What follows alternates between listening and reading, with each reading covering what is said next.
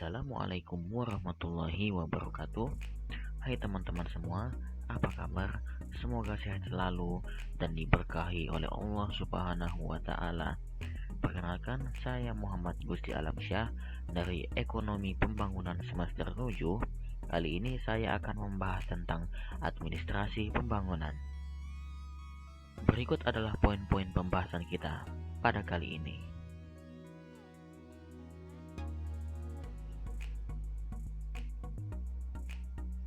Ya, kita masuk pada materi pertama.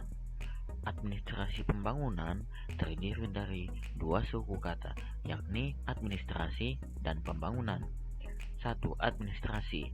Menurut Alemina Henuk Kacaribu dalam buku Mengantar Ilmu Administrasi tahun 2020, secara etimologis, administrasi berasal dari bahasa Yunani, yakni administrare, berarti melayani atau membantu. Administrasi adalah seluruh kegiatan, mulai dari pengaturan hingga pengurusan segala halnya, yang dilakukan untuk mencapai tujuan bersama.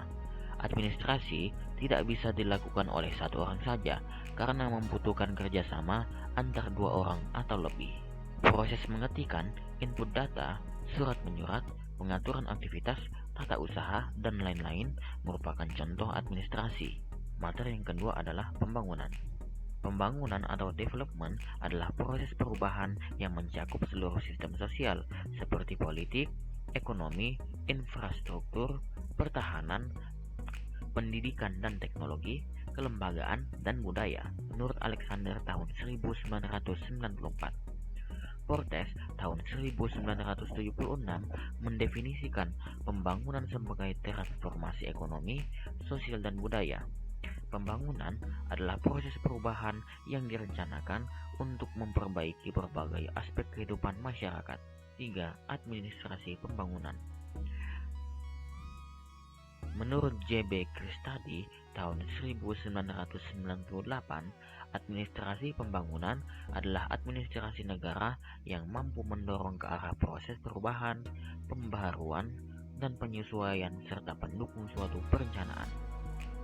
Dapat disimpulkan bahwa administrasi pembangunan adalah seluruh usaha yang dilakukan oleh suatu negara untuk bertumbuh, berkembang, dan berubah secara sadar dan terencana dalam semua segi kehidupan dan penghidupan negara yang bersangkutan dalam rangka pencapaian tujuan akhirnya. 4. Sejarah administrasi pembangunan. Setelah terjadinya Perang Dunia Kedua, terbentuklah dua pola yang terjadi antar bangsa dan negara di dunia, yakni ada pihak-pihak yang menang pada Perang Dunia Kedua dan munculnya negara baru. Pada pola pertama, salah satu negara pemenang adalah negara Amerika Serikat, di mana Amerika Serikat menerapkan The Marshall Plan kepada negara-negara di benua Eropa yang terdampak perang atau kalah pada Perang Dunia Kedua. Pola yang kedua ialah munculnya negara baru. Beberapa di antaranya adalah Pakistan dan Malaysia. Negara-negara pemenang pada Perang Dunia Kedua berhasrat untuk memberikan bantuan kepada negara-negara yang kalah pada Perang Dunia Kedua, yakni bantuan di bidang politik, ekonomi, sosial dan budaya, teknis, dan militer, yang tentu saja bantuan tersebut diberikan dengan maksud agar negara terbantu dapat memihak kepada negara pembantu, dan negara pembantu dapat mengemudikan negara terbantu dengan ilmu administrasi negara yang ditawarkan oleh negara pembantu. Bantuan tersebut menyadarkan para ahli di negara maju bahwa teori administrasi negara tidak dapat diterima begitu saja di negara kalah perang atau baru tersebut. Lalu, perlu adanya ilmu administrasi khusus yang mengarah pada pembangunan, dan akhirnya lahirlah administrasi pembangunan. Dan terakhir, perlu adanya perbandingan administrasi negara. 5. Ciri pokok administrasi pembangunan. Yang A. Orientasi ditujukan pada usaha ke arah perubahan keadaan yang dianggap lebih baik. Bahkan, Administrasi pembangunan dimaksudkan untuk membantu dan mendorong perubahan besar atau basic change di berbagai kegiatan atau bidang penghidupan yang saling berkaitan dan memberikan hasil akhir dalam proses pembangunan.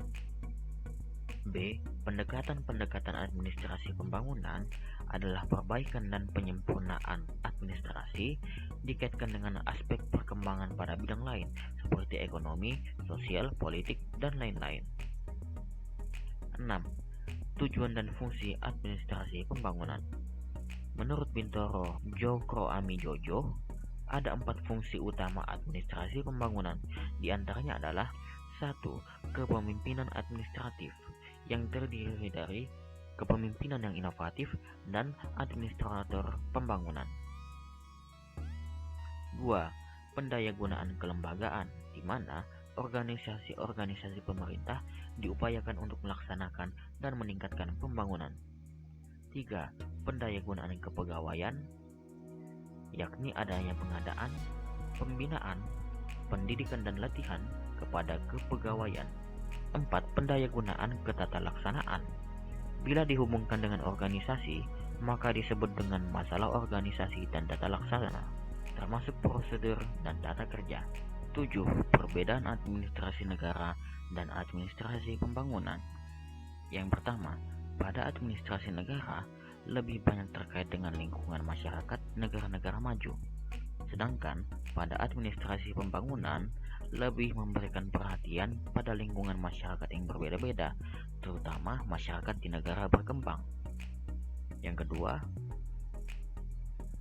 pada administrasi negara ada pandangan bahwa administrasi negara bersikap netral terhadap tujuan-tujuan pembangunan, sedangkan pada administrasi pembangunan berperan aktif dan berkepentingan terhadap tujuan-tujuan pembangunan. Yang ketiga, administrasi negara berorientasi pada masa kini, sedangkan administrasi pembangunan berorientasi pada masa depan.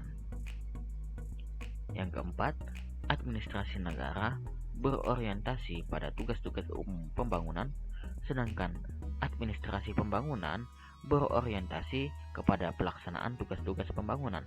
Yang kelima, pada administrasi negara, administrator sekedar pelaksana, sedangkan pada administrasi pembangunan, administrator sebagai penggerak perubahan. Yang keenam, pada administrasi negara berpendekatan legalistik, sedangkan administrasi pembangunan berpendekatan lingkungan, berorientasi pada kegiatan, dan bersifat pemecahan masalah. 8. Ruang lingkup administrasi pembangunan. 1. Administrasi bagi pembangunan. Dalam hal ini, administrasi bagi pembangunan memiliki arti bahwa kegiatan administrasi dilakukan dari dan untuk pembangunan. Dalam pelaksanaannya, umumnya menggunakan pendekatan manajemen, karena akan berhubungan dengan manajemen pembangunan yang mencakup perencanaan pembangunan, pengerahan sumber daya, dan penganggaran. Yang kedua, pembangunan administrasi. Berkaitan dengan pembaruan administrasi sebagai tindak lanjut dari pembangunan administrasi adalah adanya perubahan birokrasi dengan unsur birokrasi harus bisa mendorong partisipasi masyarakat. Birokrasi seharusnya tidak berpihak kepada yang kuat, namun lebih berorientasi kepada yang kurang berdaya. Birokrasi berperan dalam mengarahkan dan memberdayakan masyarakat, dan birokrasi seharusnya terbuka dan bertanggung jawab.